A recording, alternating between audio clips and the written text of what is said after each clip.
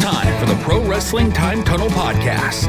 We've got lots and lots of things to talk about and to do today. Covering the territories from the 1940s to the 1990s. It's the best thing going today. Interviewing wrestlers, referees, authors, and other media personalities that have made the sport of professional wrestling great. The cream, yeah. The cream of the crop. And now, here's your host, Tony Richards. Hey, everybody. Welcome back to another Personalities, Territories, Towns, and Buildings. I'm Tony Richards, and we're back in the state of Georgia again this week, the Peach State. And helping us with our trip back in the time tunnel is Bobby Simmons, coming to us from his home in Georgia. Bobby, how you doing tonight? I am doing absolutely wonderful. Pleasure to be with you again. I always enjoy this.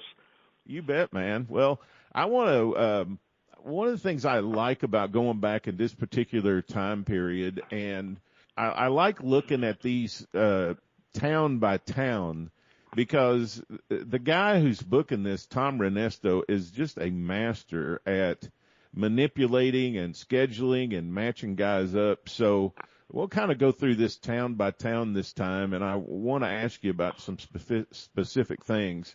Okay. Let's start out. You used to go to Macon on Tuesday nights, and so Right. let's start out here. And there's a name in Georgia at this time that might not be familiar to people as far as association with Georgia, and that's Jerry Lawler. He's in Georgia in the summer of '75. Do you remember much about Lawler being there? Yeah, 1975. I went to work for the NWA office in November '74, so this was my first full year working for the NWA and Jim Barnett. Yeah, Jerry was here. He never was main event talent here in Georgia. He was generally middle of the card. Sometimes he would be in a tag team combination. One I can think of is Don Green, another wrestler from Tennessee. They would team up and you know, maybe have a run at the Georgia title. I don't think they ever got it, but yeah, he was Jerry. Matter of fact, there was a few times that somebody would not show up at a town and they would send me under a mask, and I had the privilege of wrestling Jerry Lawler.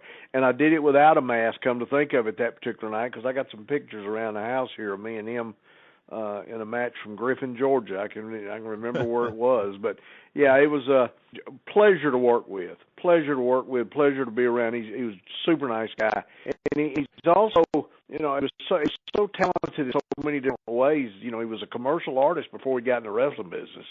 Yeah. And he did in some of the programs. He did some especially when before I started, Les Thatcher was doing the program, and he drew a lot of pictures to put in the program for Les. Well, Jerry was a very good interview, and Yes. at this point in his career, the first 3 or 4 years in Tennessee, and then also I believe here in Georgia, he was a heel. So Yes. he had that smart aleck heel persona that really got under fans' skin or whatever. And Yeah, and Jerry was his face, how do I say this he had a baby face, even though he had a beard sometimes. He was very young looking, and he right on up. Last time I saw him, he was still that way. He looked very young, and he had an arrogant attitude. And man, it was instant heat. Yeah, he was a heel the whole time he was here. And Don Green, he's only there like in the first part of '75. He leaves right at the beginning of the summer, and he comes back to Tennessee. And another guy that grew up in the Tennessee territory like I did, we were laughing about it the other day because Don Green came back to Tennessee as Mr. Wrestling, and he was under a mask, and everybody knew it was Don Green. Well, Don's run started in Georgia. When I first went to work in November, he was under a hood as one of the Infernos. Him and Curtis Smith were the team of the Infernos with J.C. Dykes, and they had that was. And then when they did away with the Inferno gimmick and Curtis left, they took the mask off Don, and that's why he stayed here for a while. But that's how he got started here. Man, is he one of the guys? He and his brother Al were big in Tennessee, but I mean, he's one of those guys that just isn't talked about very much anymore. But what a phenomenal wrestler! Wonderful piece of talent. Al was, of course, you've been growing up with Tennessee. Al wasn't. I love their gimmick when they were the Heavenly Bodies because Al was a big, heavyset guy, and but yeah, he was the brawler and the stomper and chop meat guy, and Don was the wrestler. Yeah, it was just one of those. If you had to point to a gimmick where a heel was bragging about something they actually weren't, Heavenly Bodies they weren't, but that got it over. I mean, that's one of the things that infuriated people. Guy you've never heard of probably, Kenny Arden. God rest him. He left us way too early. But Kenny weighed about 400 pounds. He was huge. But his gimmick was he wore a T-shirt that said, "I hate fat people." Mm. And it just instant heat. He worked the independent circuit around Georgia for several years, and he might have worked a few shots for the office. But yeah, that was just, you use what you got and you go with it. So in Macon, in June, Jerry Lawler and Wrestling 2, they've got a thing going, and Lawler teams up also with Abdullah the Butcher in the Macon right. Tuesday night programs. Then on the 19th of June, Dick Slater beats Bob Armstrong for the Macon City title.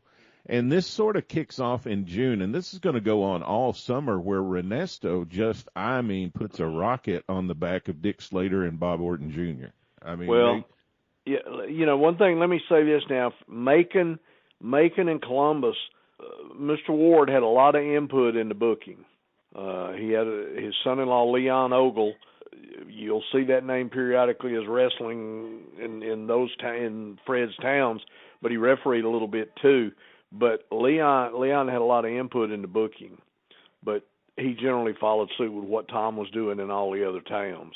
Yeah. But that's Slater and Orton. They teamed them up and I can't remember if this was all these years run together on me now, so you have to help me. Oh yeah.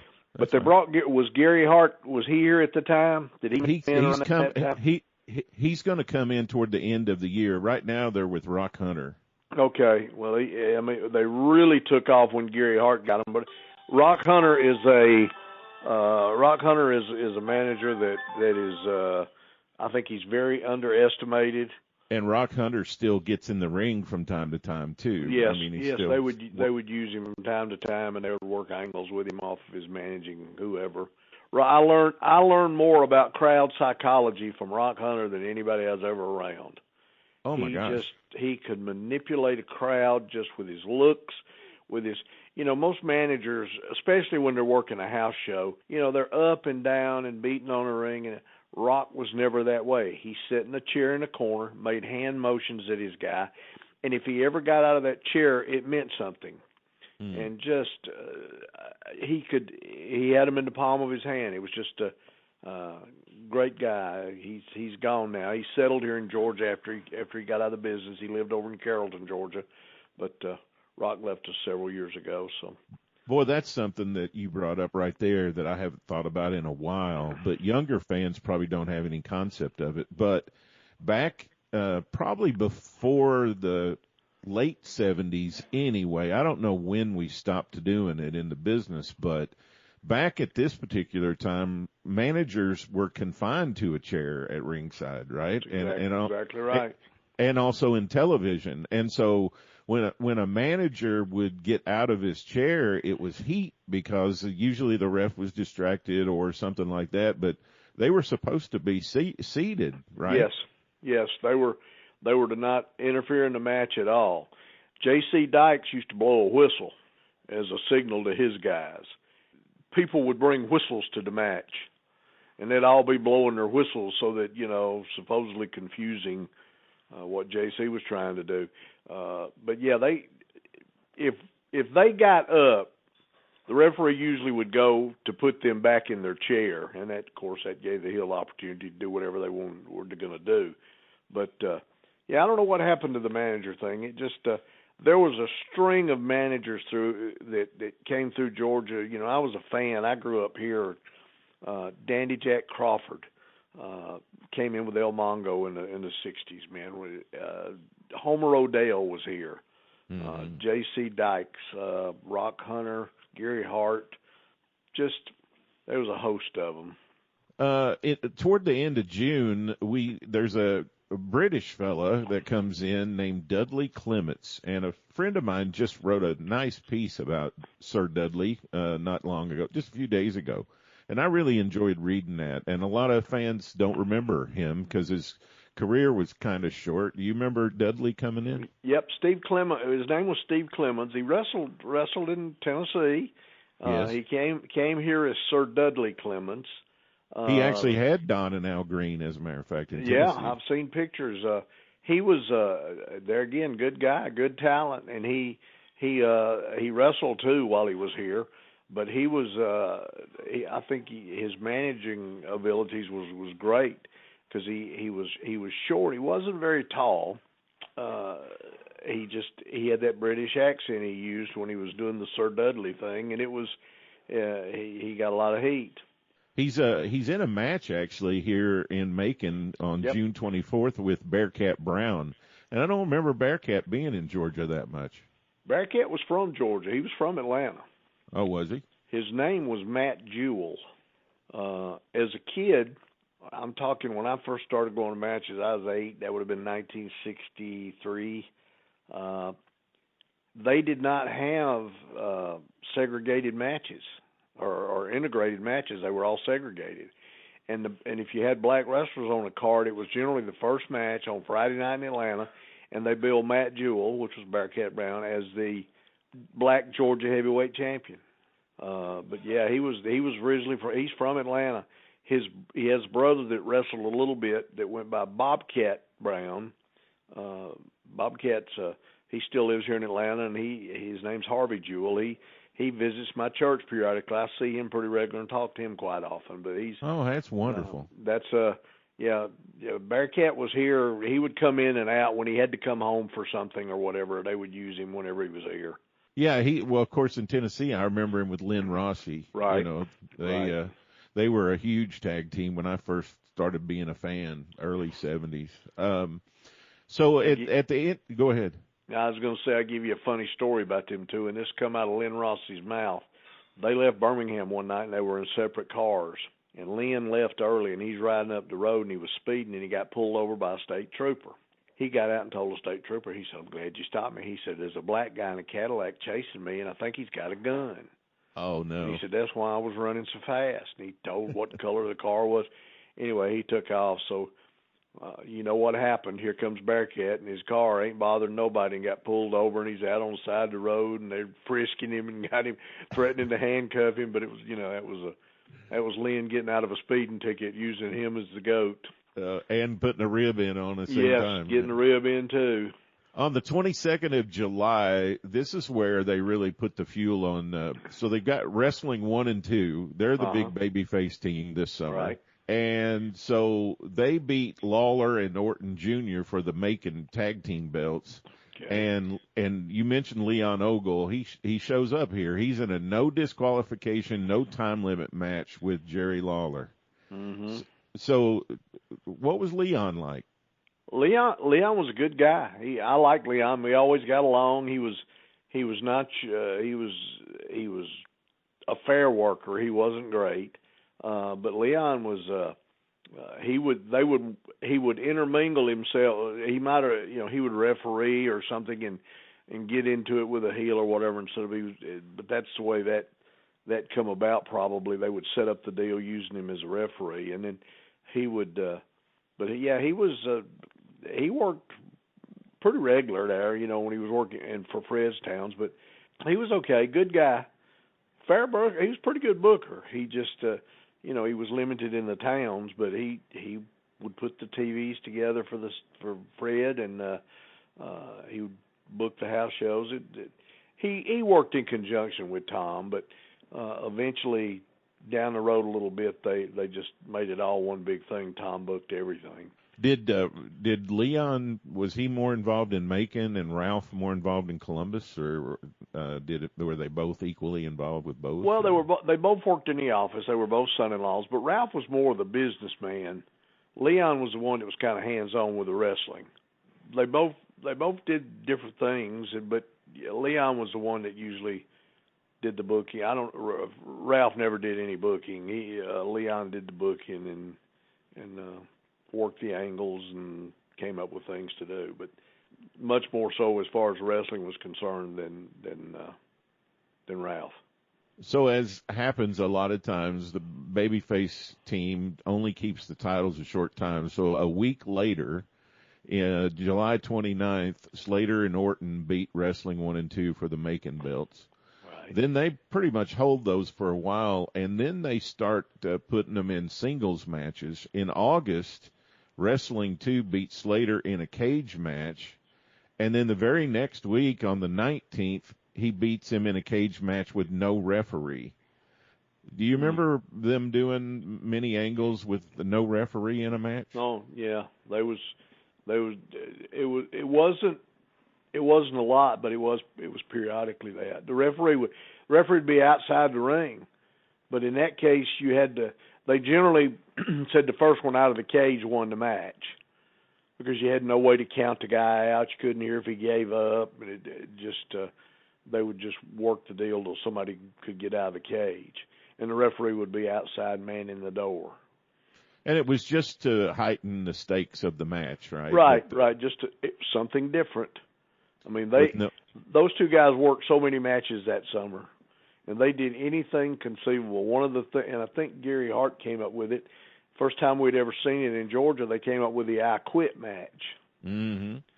Where the referee would have the microphone, would get the microphone from the announcer and hand it to whoever was on top at the time, and they'd shove it in the guy's face, and he'd either quit or he wouldn't. There was all sorts of things they did. But yeah, the cage was with no referee. It wasn't very often, but it was done really for a blow off, because that's pretty much that's the last step. Yeah, it was Gary, or I know it came from Texas, and I don't know if it was Gary or Terry Funk, but one of them. I tried to track down the first I Quit match, and it was back in the early 70s for sure. Yeah. Shifting gears over to Columbus, Bob Armstrong is the babyface here that gets put over in Columbus quite a bit this summer, and of course he's a Georgia legend. Right. And Wrestling 1 and 2. So tell me a little bit about Wrestling 1 and 2. So they brought in Johnny Walker back in 73, I think, to be Tim's partner. And then a lot of fans may not know this, but Wrestling 2 actually turned heel for a little while. Right. They ran that was before. I was in 73. That was before, of course, I was over there, but we knew about it. It was they turned heel. They turned him heel so that Tim had somebody to work with. I mean, they were when we were going through that war, you had to use your talent in different ways, and I don't remember. I don't know who was booking at the time. I don't know if it was Bill Watts or I really don't know who was booking for them, but they turned that deal and they ran it for however many weeks they got out of it, and they got a good bit out of it. But one of the funny things that come out of that was it wasn't funny to them, but it was, they're the best of friends. I mean, they were inseparable outside the ring. They both had boats. They both had motorcycles. I mean, they were working the deal. I'm assuming it was Atlanta. It could have been one of the other towns. But two went to give Timmy the knee, and when two give you the knee, he come in on the left side of your face and hit you in the shoulder with it, and it was snug. You didn't have any problem knowing he had hit you with it. But you had to keep your face turned to the right, because if you didn't, it'd hit you right in the face. And Timmy, for whatever reason, didn't turn his head, and two hit him with that knee. Oh, man. And it broke his nose, and both eyes were swollen. They never shut, but they were swollen and black. He looked like a raccoon. And, of course, John was distraught. In talking about it, John told me, he said, I was so upset I couldn't hardly eat or you know. And Timmy was laughing about it. He said, it's my fault. But, yeah, but they were both they had a good run with him as a heel. And I can remember we always, we come in after, our TV came in after theirs on Saturdays, and we worked with Gunkel. And I remember coming in that day. I was in the back. I'd come in early, and I was in the back, or staying out of the way. And they did the interview when they ended the feud. I remember they did it. They took John had a hatchet, and he went out on the desk there talking to Gordon. And he said, "I'm here to bury the hatchet," and he drove that hatchet into the desk, and it's sticking straight up. And he said, "This is over." And I thought, God, what an interview! Unbelievable. But that was the way they ended. It was on TV in that interview when he buried the hatchet. Man, we just don't have moments like that anymore. No, no. And gosh. the thing is, the thing about that stuff is nowadays they give you a script and they say, this is what we want. Back then they'd say, you got 2 minutes, we're talking about Atlanta, Carrollton, Griffin, whatever. You got minutes. And they didn't tell you what, they may have a point that they want to make, but the rest of it, you were on your own. I mean, the talent went out there and did the interviews. There's no telling how long Johnny thought about that. He probably thought about that sometime in the middle of the program. He thought, oh, I know how I'm going to end this. Yeah. Just waited till that last day, Till he got there, and that was it, yeah. And a booker like Ernesto, not all bookers did this, but I've always kind of heard he was one that would work with the talent and take some of their suggestions. Sure he would. Yeah. Oh, yeah. Yeah. He would share his idea. This is where I want to go. This is what I want to do. Yeah, very much so. You mentioned Bob Armstrong in Columbus. There was 2 guys. Well, it was actually 4 guys, I guess. Ted and Jerry Oates. They were from Columbus, so they were always local favorites there.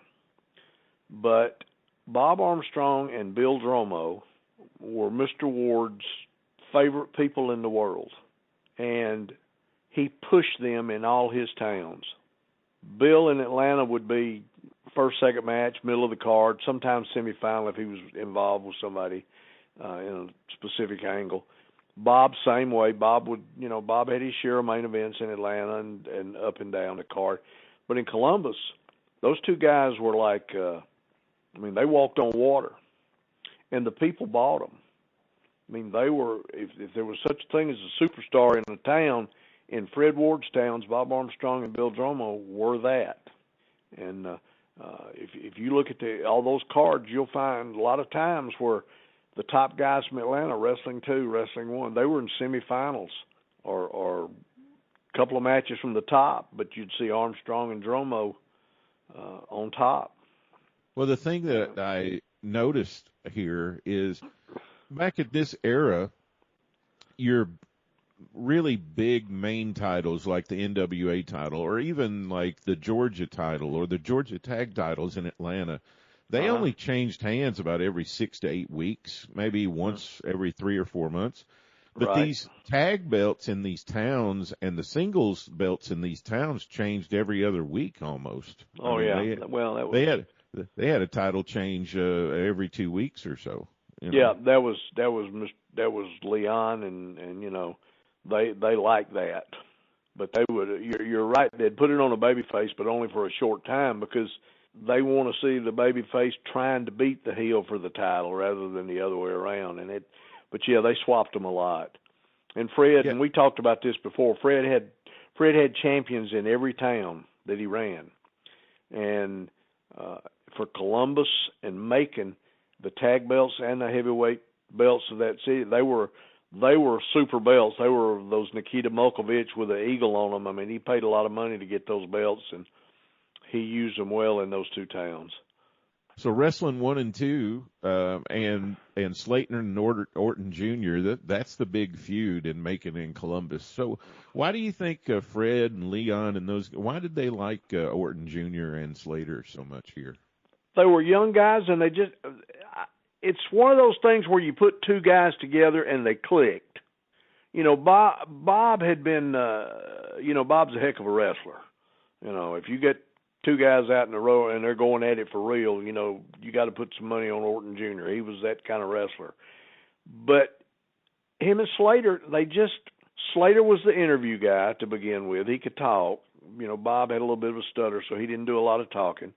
But Bob had been working preliminary matches and up and down, and they put these two guys together, and they just clicked. They did things that other teams had not done.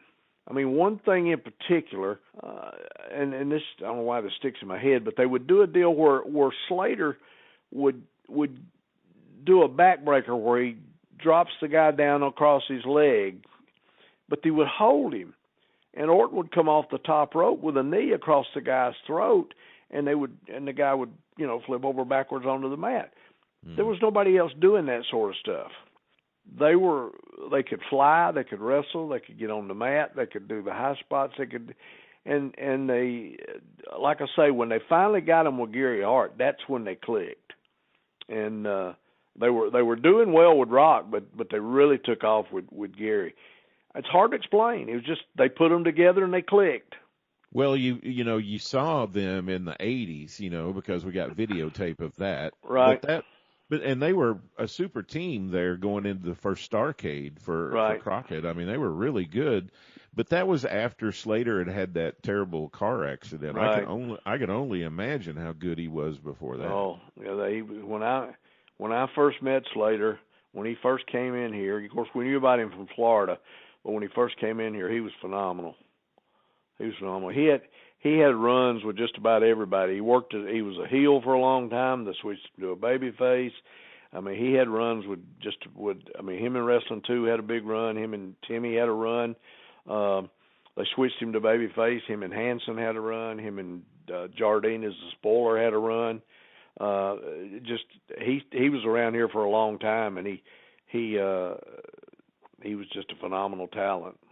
I know you weren't there during this time, but in '74, Harley Race had booked an angle with Super A as part of the Andersons tag team, and that was Mike McCord. Right. And we learned later on, years later, he becomes the famous Austin Idol, right? That's the most phenomenal change of a human being I've ever seen in my life. Yeah, tell me about Mike McCord. Not Austin Idol, but Mike McCord. I met Mike. Well, I did not meet Mike until after the plane crash. He was here and then he was gone, and then he was in Florida. Then of course he was in the plane with Gary and Bobby Shane and Buddy Colt.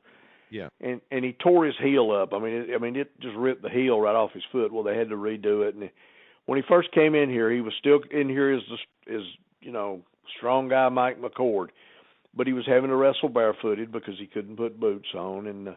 But he came back in, and he was a good guy, good hand, pretty good wrestler. I mean, he was limited because of the foot. But he was here for a while, and I'm not sure how long he stayed, but then he was gone.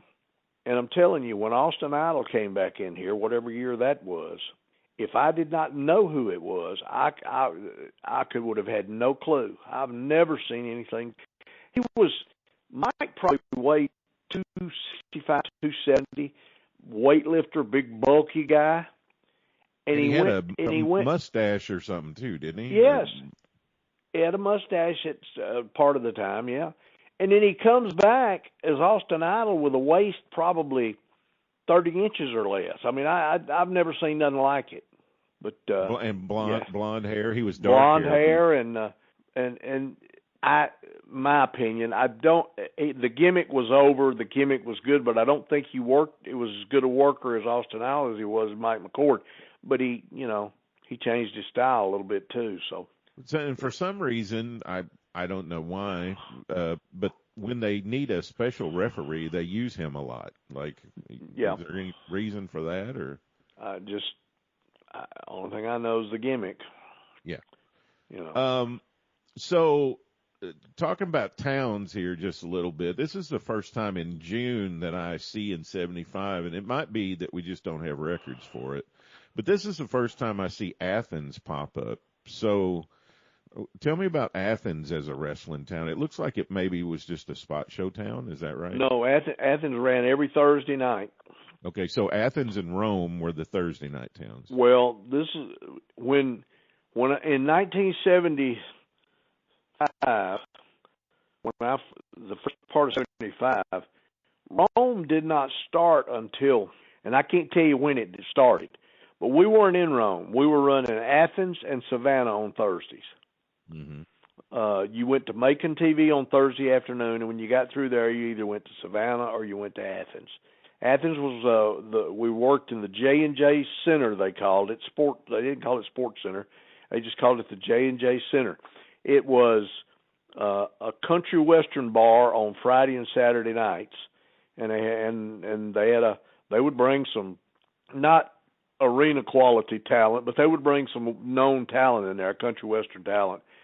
It was the building for wrestling would probably hold about 1,500, maybe 2,000, the way it was set up. It was one of the only places we went to that sold beer, which made it a very interesting place. The very first card I ever refereed on, my very first match with Gunkel, was in Athens, Georgia, and I seen a couple of pocket knives pulled before I got to the ring that night. I mean, it was crazy, but it was a good town. Depending on if you had an angle going, you drew super houses in there and turned people away, and if it was just a regular Thursday night card, you may draw 1,000, 1,500 people. But yeah, it ran every Thursday night. Guy on the building's name was Jerry Farmer, and the promoter there was a guy named Tip Allman. And was Tip live in Athens then? Tip lived in Athens. We lost Tip about 3 years ago. He was his day job was he sold jewelry for Jostens, Josten jewelry. That's who made my high school ring. But because I used to laugh at him, I said, "You probably sold my ring to my school." But he's that was the town we went to. We dressed in Heels dressed in the little room where the liquor bar was, and they had locks on it, and then you actually had one bathroom, one shower stall, and then the other side was the baby faces. They connected, but it was very bare minimum. Well, I looked it up. Right, I think the last census, Athens, 125,000. Well, so I don't know what it was. Except on Saturdays during football season, and then it goes to 250,000. It's like Columbia goes to 1 million on the football day. Yes. Oh. 100, but I don't know what it was in 75. But I mean, if you just were rounding that off, I mean, if you're drawing 1,000 to 1,500 to 2,000 people, that's 10 to 20% of the population. Oh yeah, I mean, yeah, and they came. The building was on Highway 441, which connected with Commerce, Georgia. It wasn't that far. We drew from all over. I mean, it wasn't just there was people from Atlanta that came up there. It was not just Athens, but it was close enough to Atlanta that people that really wanted to go to the matches would come. So, I think in 75, Savannah went to a Sunday town. Yes, they moved it to Sunday. And it was monthly there for a little bit, but then later in the summer it goes back to being weekly on Sunday, which is not necessarily something Southern promotions did at this time. Well, that's when we first started working on Sundays. The first time we ran it on Sunday, I drove. Now that meant we were working 7 days a week. Well, it was a 4 at the time. It was not interstate all the way. You had about 120 miles of 2-lane road, so it was a 4.5 hour ride. So after working all week, and our busiest days, and I think we talked about this, but our busiest days was Saturdays. We did Atlanta TV Saturday morning. We did Columbus TV in the afternoon at 4 o'clock, which was live. And then when we got out of there, we either went to Carrollton or Griffin for Saturday night. So you'd worked all day. And then I drove the first time we ran it on Sunday, 9 hours on the road plus 3 hours at the building. It was just, no family time, nothing. It was crazy. So the second week we ran it on Sunday, I called Delta Airlines, and Delta Airlines had a round trip to Savannah, and I want to say it cost $62 at the time, and the guarantee at that time was $55. So I was going to lose $7, but I didn't have to leave home until 12 o'clock to catch like a 12:30 flight, get down there about between 1:30 and 2. The show was at 3. You get out of there at 5, flight left there at 6, and you was home by 7 o'clock. So at least you had some time. So I did that the first week. Well, the second week I did it, I'm sitting on the plane, and Jim Barnett got on the plane. Oh. And he come back, and he goes, and he always called me Mr. Bobby. He said, Mr. Bobby, he said, why are you flying? And I told him. And he said, okay. So starting that Monday, he reimbursed everybody the $62 plus paid us for flying to Savannah. That makes sense. So Because he did that in Australia. You know, he flew guys in Australia. Well, it made it a lot more tolerable to do that than to. Yeah. And that's why he did it in Australia, too, in the 60s, is he flew guys, you know, between those towns. It was a long trip for one thing, but the other thing was he wanted guys to be happy, you know. Well, and so we had to have some rest. That was the thing. That was my thing. I told him, you know, that Monday morning in the office, I was just, you know, I wasn't working in the back office then. I was just running errands. But he called me back there, and he asked me, he told me what he did, and I said, I appreciate it. And I told him, I said, Jim, I said, I'm not home. I'm on the road 7 days a week now. And I said, I got a wife. And I said, I need to be home some. And so it was, it was a good deal. So it was a lot better. And then, you know, one thing about Savannah and that building, and I know we talked about this, I saw it sold out one time in my whole career. And that was when Ray Candy got married in the ring. And other than that, you just and talking about town size, it's the third largest town in the state, isn't it? Yeah, it's big. Yeah, it's huge.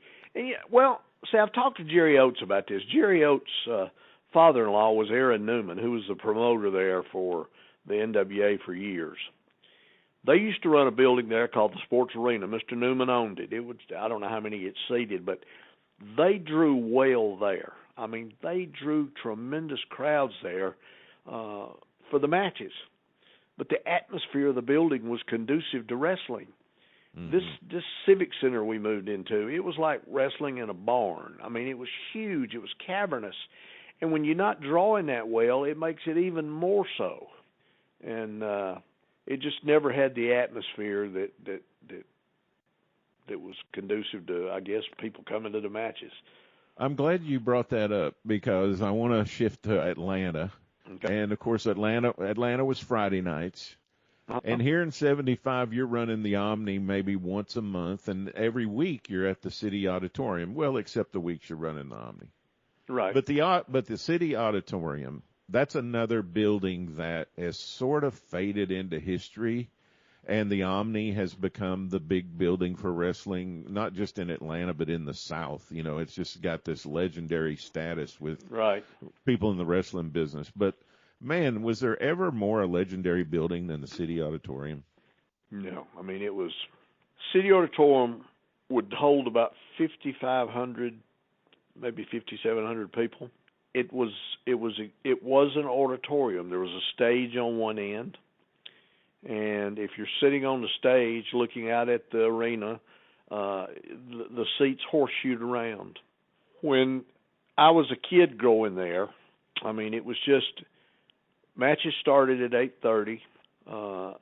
It was just an air of excitement in that building because it was, you know, you had Atlanta TV, and back when I started, Ed Capel was doing the TV. It was Live Atlanta Wrestling, and you know, it was. I mean, that's where I wanted to be every Friday night. By the time the main event came on, the place was eerily smoky because people smoked in the building. I mean, it was like there was a haze in the building, and then, you know, it was just a great atmosphere.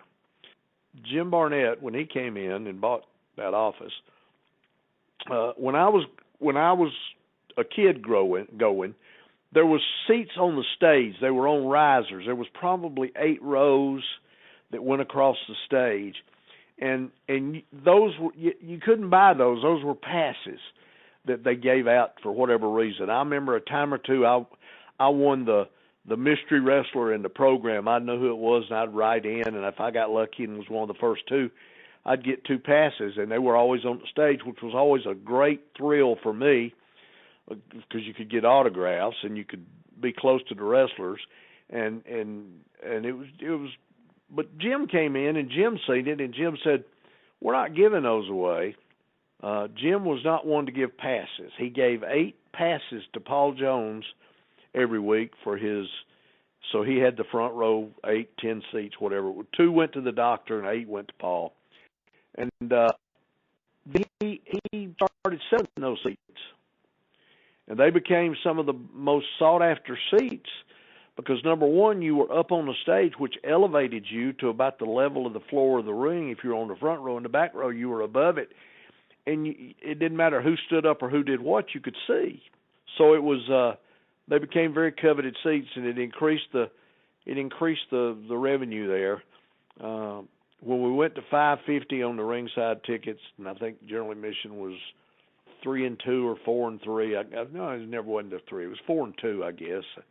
A sellout in Atlanta was a little over $26,000 in the auditorium, and it sold out more than it didn't. But and I'm speaking after I got in the office and knew this. I didn't know all this before, but yeah, we rented the City Auditorium for every Friday night that we could get it during the year.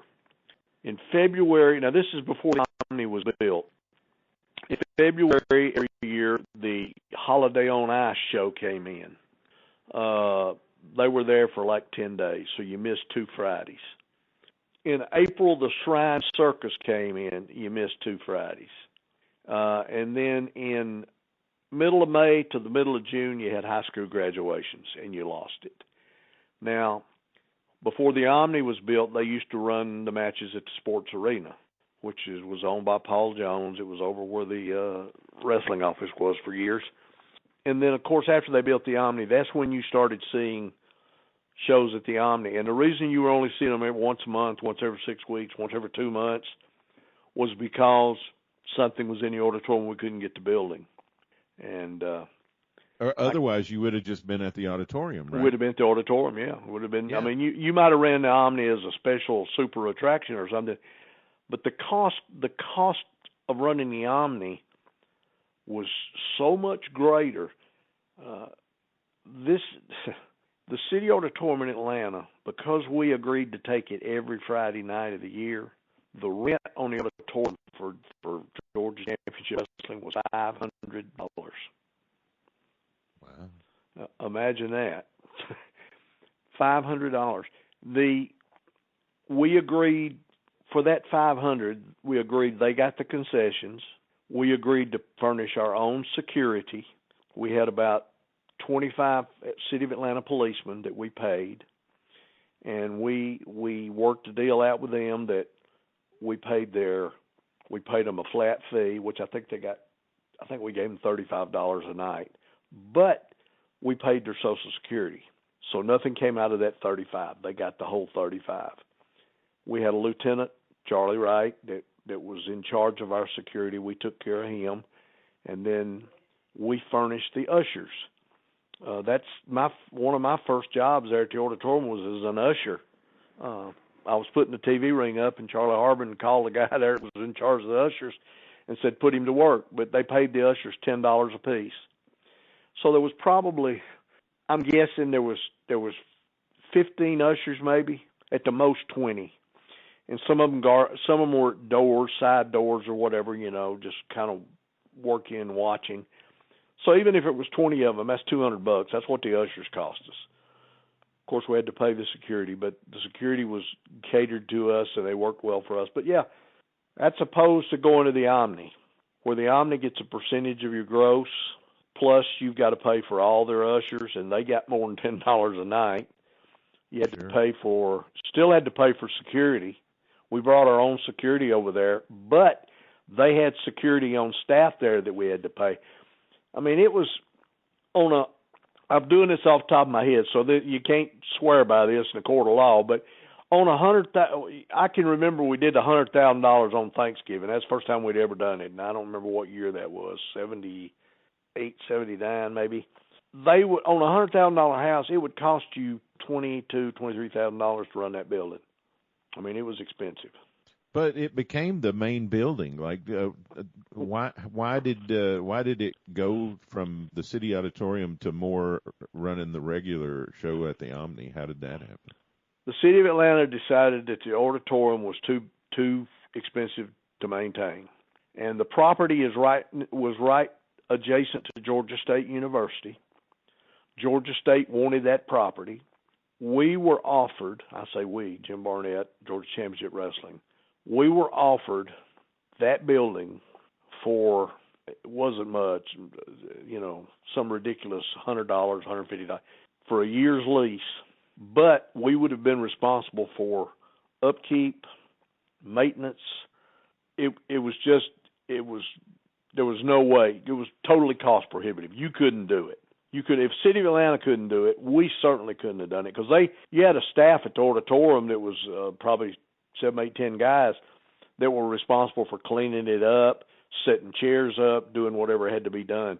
And unless you had other shows coming in to create revenue, and by now the Omni is built, so the Holiday on Ice is no longer coming to the auditorium. The Atlanta Civic Center is now in operation, so you got high school graduations going to the big new Civic Center to graduate. You guys were probably their I was just going to say, you guys are probably their biggest client at that point. Well, we were the most regular. Yeah. I can remember we were the last event ever held in the building. I can remember how emotional it was for me. I sat in the dressing room that night. I mean, you got to remember, first wrestling match I ever went to was in that building. And what year was that, Bobby? That was 1963. The main event that night was Lorenzo Parente, Tennessee guy, against Fritz Von Erich.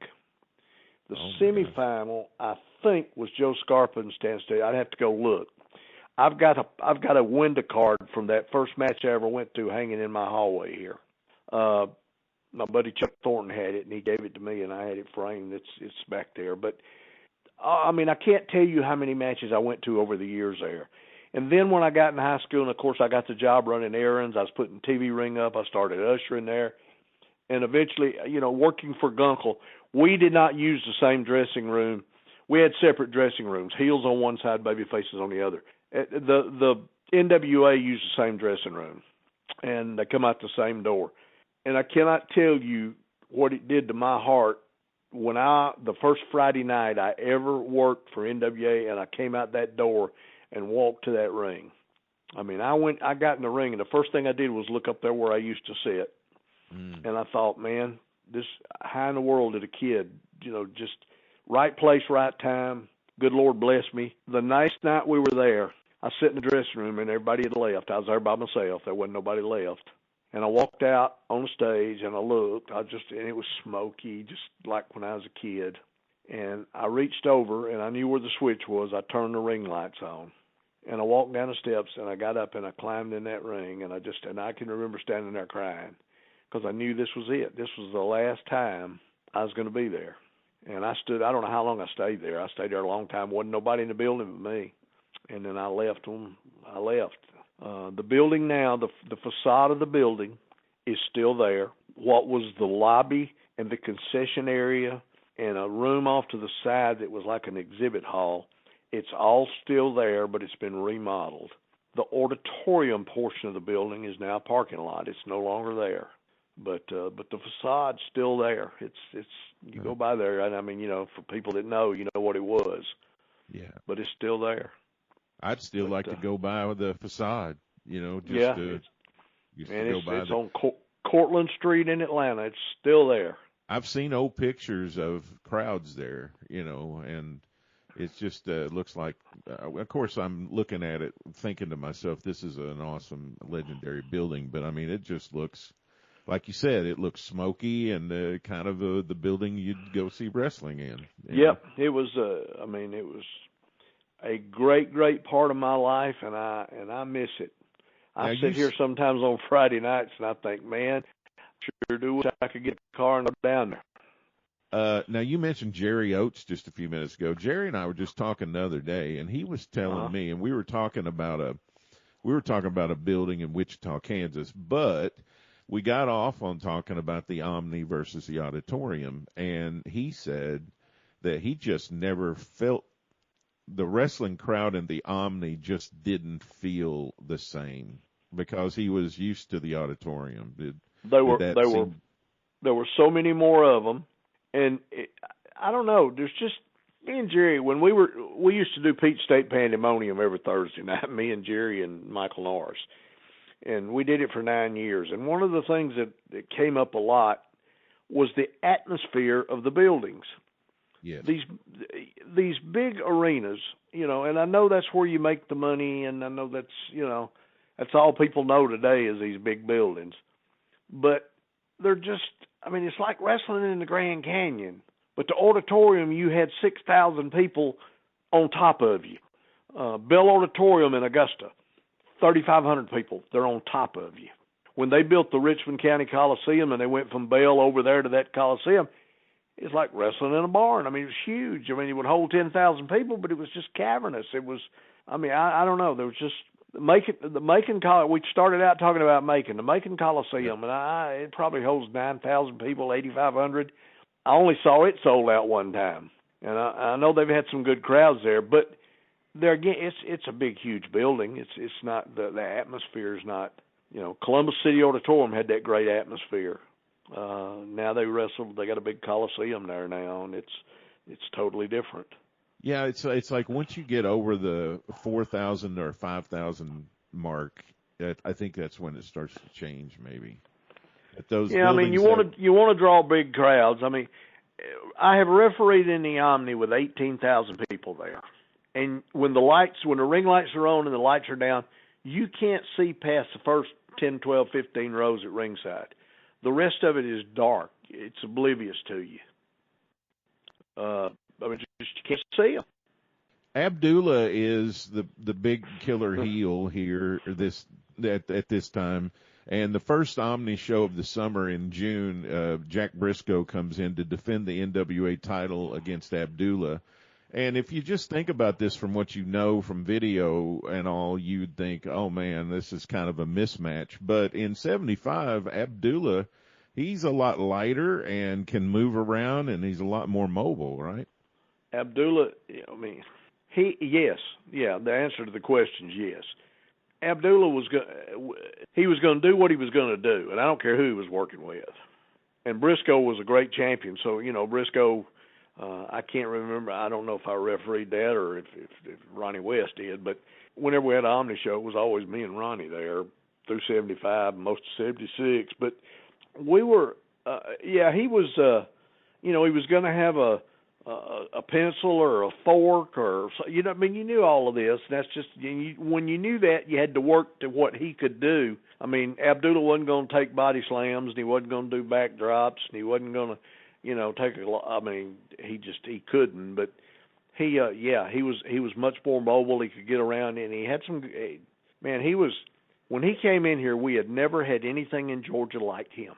Not even remotely close. And when he did, people went crazy when he got here. Yeah.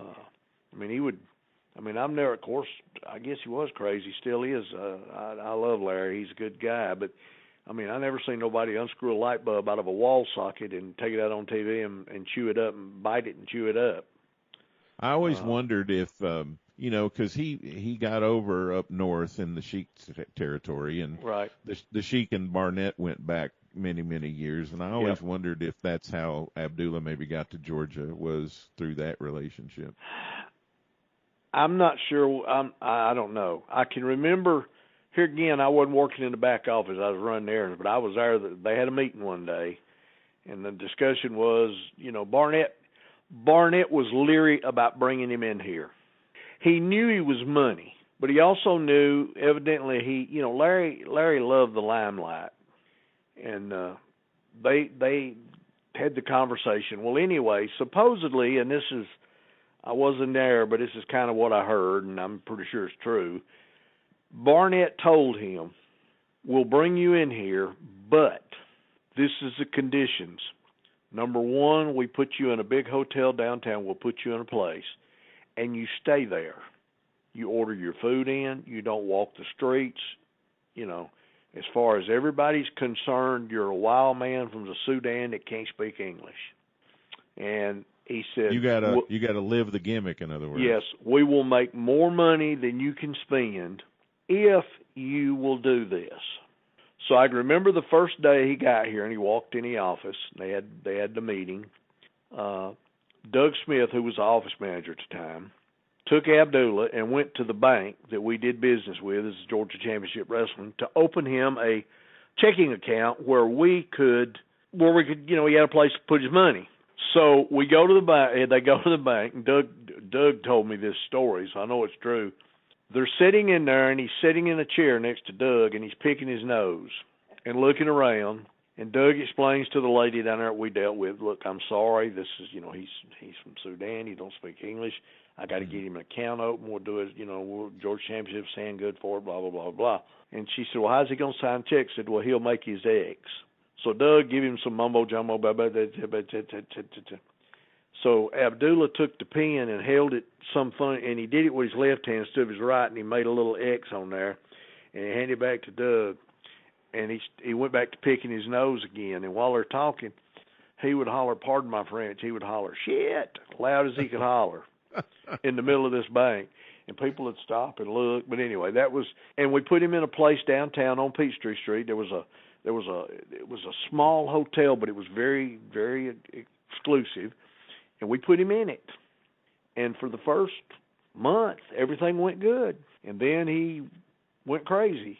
The next thing we know, he's at the airport flying out, and we found out he was out there handing out 8x10s and signing autographs. Oh, wow. This is the absolute honest to God truth I've ever told it. I'm driving to Augusta one Monday night. This is when he flew home, he brought his car back. He had a blue Lincoln Continental Town car. I'm driving down I-20 going to Augusta, and I see his car. And now listen, I had a Dodge Demon, which was the Dodge version of a Duster. I didn't have a big, nice, fancy car. I was trying to save money on gas. I don't remember that car, but I remember that model for sure. Yeah, I go by Abby, and when I go by him, he's got a telephone receiver up to his ear driving, and I can see the cord. You know, one of those like you had in your kitchen, the little curly phone cord. Yes. Running down toward the steering wheel. So I thought, well, this is crazy. Here's this guy from the Sudan that can't talk, driving a Lincoln, talking on the phone. I stopped somewhere. I got gas, stopped and got a drink, did something anyway. He got to the building before I did. So I walked by his car because I'd never seen a car phone. I wanted to see what it looked like. I go by there. His car phone was a phone receiver that he'd had to his ear with that curly cord running to the ashtray with the ashtray closed on it where it would stretch. He didn't have a phone.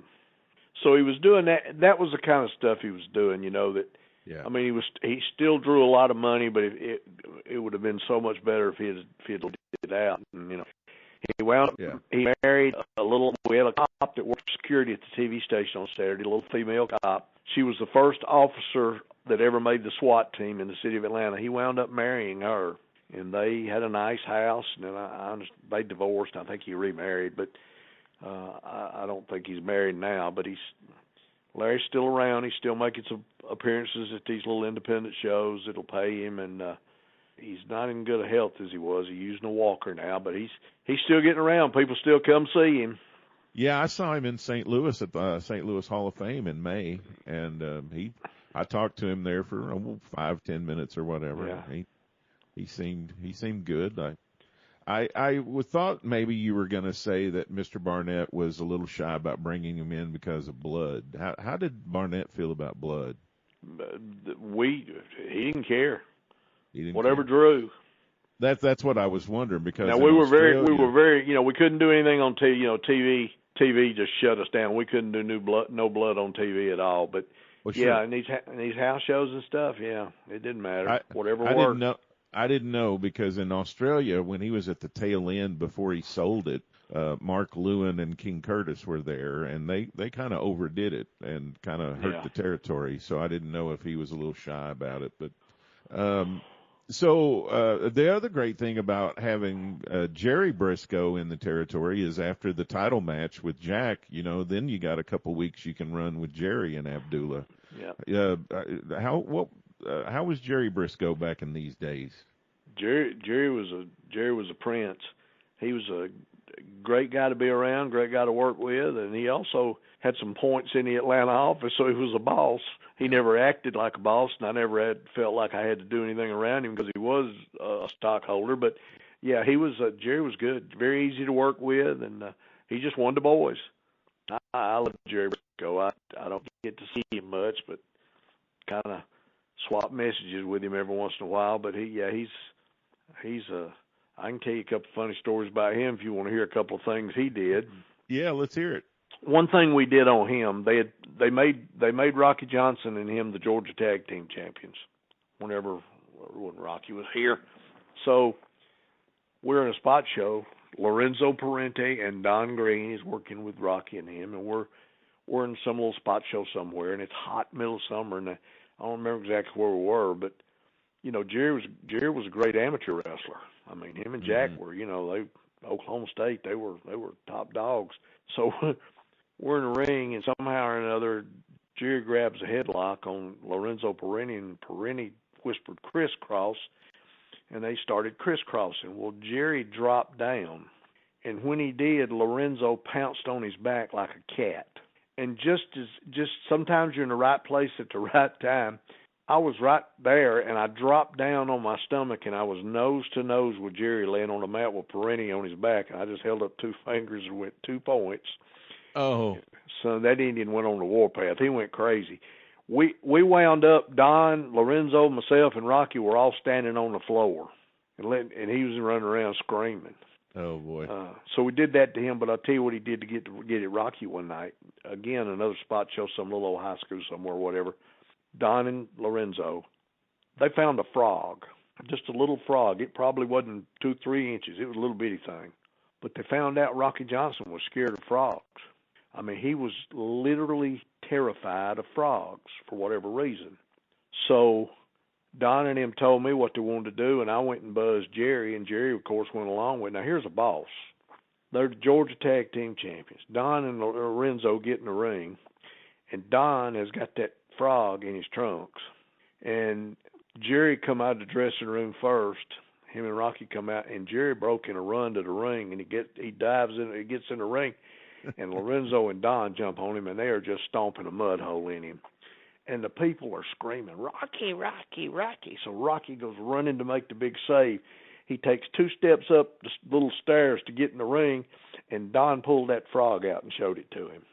Oh, no. And when he did, he jumped back off them steps like a cat. And he's standing there terrified. And the people are screaming, "Why ain't you helping him? Why ain't you helping him?" And Jerry's laying on the mat getting stomped and laughing. And every time Rocky tried to come in the ring, they'd pull the frog out. And this probably went on for maybe 60 seconds or so, but it had to seem like a lifetime to Rocky, and them fans were getting very discouraged. So finally they threw the frog down. Rocky come in, made the big comeback, and everything was good. But that's the kind of guy Jerry was. So in Atlanta, what you've got, one thing that's different about Atlanta that's different from the other towns, Macon, Augusta, Columbus, is that you have guys that are coming in just for one show, or they're just coming in for, maybe they just have a program that just runs in Atlanta. Like, right. You've got in August, you've got Dusty coming in, you got Bill Watts coming in. You've got, well, actually, this guy comes in to the territory. We got a couple of new guys coming in the territory in August. Bobby Duncombe comes in. Mm-hmm. Nikolai Volkov comes in, and Mr. Fuji comes in. Right. But then you've got in Atlanta, just for like one show, you've got Harley comes back, Harley Race. You've got the Sheik comes in, Bill Watts comes in, Dusty comes in. So are those guys just they're coming in for just that one payoff, or what's the strategy there bringing those guys in? Well, they would fly Dusty in because Dusty was over. Dusty was here. He was here on Fridays morning. He was in Florida. Very seldom did he make TV. Every once in a while, but most of the time he was just here for Friday nights. And And actually during this time, sorry to interrupt you, Bobby, but at this time he's in the AWA. He's actually had his babyface turn in Florida, and then he got so hot he had to leave for a while. So he's actually tag team partners with Superstar Graham up for Vern. Oh, okay. And then he's coming in every Friday to Atlanta. Well, Vern and Barnett were big buddies, so I'm sure they worked together on whatever they had to do. But yeah, Dusty was a lot. He ran a program with Koloff and Ole that ran for months. Dusty was coming in to have a new partner every week and different things. But yeah, Bill would come in periodically. Bill was a stockholder in Georgia Championship Wrestling. Bill would come in. Sometimes they'd pick his brain on booking things, but Bill would come in. The Sheik was just they'd bring him in for try to draw $1 or $2. He was They'd never have here. Him and Abdullah. They'd have him and Abdullah in a cage match. Oh, geez. Yeah, I refereed many of those things. Cage matches, and they would. We did one time. We did the cage and put barbed wire on it, and we did all sorts of stuff with them too. And but yeah, he would bring him in. I'm not sure when Hanson got here, but you know more than I know as far as when guys was coming in. But yeah, Fuji came in. Fuji and Tanaka, they teamed them up when Tanaka was here. They were here for a while. Fuji was a heck of a guy, but you never wanted to cross him because he was the greatest ribber in the business, and he was cruel, man. You didn't want him to write your name down for a future rib. Let me give you. You mentioned Dudley Clemens. Let me give you a little Dudley Clemens and Fuji story. Great. Fuji was leaving to go to New York, and he gave his notice. And a lot of the guys lived in a trailer park down on the south side of Atlanta in Jonesboro.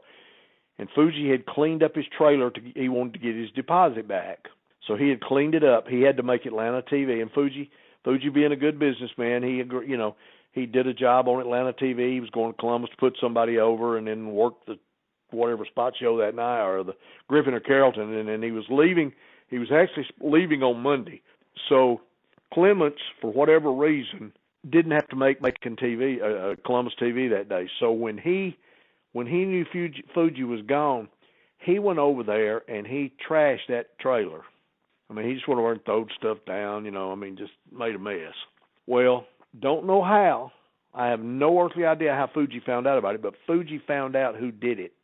So the next morning, on Sunday morning, he gets up and he calls Steve and he says, "How about coming over and having lunch with me today? It's the last day we'll be together. Come on over here and eat." So Steve hasn't, he don't know nothing. He's pulled a rib. He's happy. He goes over and he eats lunch. And just as they're finishing up lunch, Fuji pulls a dog carcass out. He had got a dog and barbecued it and fed it to Clements. So that's the kind of ribs he did. Yeah, I don't want him to write my name down. No. Fuji, we lost him, last year before. He retired and was living in Knoxville, working in a movie theater as an usher, a ticket taker. They said that he just loved talking to people. Mm-hmm. But he was I didn't want to get on the bad side, but he was good. Nikolai Volkov came in. Nikolai was good. He had a pretty good run here. Big guy. I had met him when he was one of the Mongols, and he had a good deal. Matter of fact, I installed a CB radio in a car for him, but he was a good guy. It's funny how guys do one side of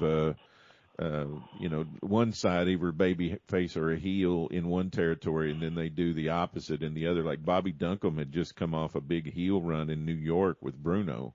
Uh-huh. And he comes in here as a baby face in Georgia in the summer. He had a run here as a heel prior to that. And then when he come in, they needed a baby face. And back then, of course, before cable or satellite went crazy and the internet, you could do those things. It's be impossible now, and it was just a different era. Yeah. So I wanted to ask you about one more thing, and then I'll let you go. You've spent a lot of great time with me again tonight. But how much did people from Columbus and Macon, of course they were going to matches in their hometown, but were they coming to Atlanta? Sometimes, not regularly, but I mean, yeah, sometimes they would. I had a buddy that was, me and him were partners we owned an umpires association for several years, but Eddie was living in LaGrange at the time, and Eddie would go to Columbus every Wednesday night, and he'd come to Atlanta every Friday night. So I know he was going to both. Yeah. But there again, there was, with Leon booking in Columbus, he was doing things different than Tom was doing here in Atlanta. May have the same match. I mean, every once in a while they'd do the same thing, but it wasn't very often. And there wasn't enough people that you really gave that a lot of thought to. Well, we can't do this because they may be here and they may not be here. Yeah. Sure. I mean, you had some of the diehards. Some of the diehards went 3 nights a week. They'd go to Athens on Thursday, Atlanta on Friday. Saturday, they'd be at TV Saturday morning, and then they'd go to Carrollton and Griffin Saturday night. So, you had those diehards that did that, but Tom was smart enough that he didn't, overlap stuff. So, well, we need more diehards in today. I miss those days. Those people, I love those people. They put food on my table for a lot of years, and it's funny. We of course not as much now. I just turned 70. I started in the business when I was 17 on the road. That's 53 years ago. I used to get recognized a lot. Not as much as I do as now as I used to, but man, it was such joy for people to say, "Hey, man, I used to go watch you." Mm-hmm. The radio show that we, like I say, or the podcast that me and Mike and Jerry did for so many years, I had to have a cataract removed, and I went to my eye doctor and did all the preliminary, and I'm sitting there waiting on him to call me back to do the procedure, and this guy opens the door and he goes, "You don't know me," but he introduced himself, and I can't tell you his name now. But he goes, "I used to go to the auditorium when I was a kid." And he said, "I just want you to know how much I enjoyed watching you work. I wanted you to know how much I enjoy your radio show. I listen every week." He said, "You helped me relive my childhood." And those kind of things those are priceless. It's like talking to you about this stuff, man. It brings back so many memories and so many things that we did, and I love it. I love it. The product today I don't care nothing about, but back then I loved it. Well, I appreciate you spending some more time and sharing your memories with us. Bobby Simmons, everybody. Bobby, we'll do this again, man. Thank you, sir. You got my number, buddy. Anytime. Yep. I love it. Thanks for tuning in to the Pro Wrestling Time Tunnel Podcast. Tune in for another great episode next week, interviewing wrestlers, referees, and media personalities that have made the sport of professional wrestling great. Be sure to follow us on Facebook at Pro Wrestling Time Tunnel. We'll release a new episode soon. Don't you dare miss it.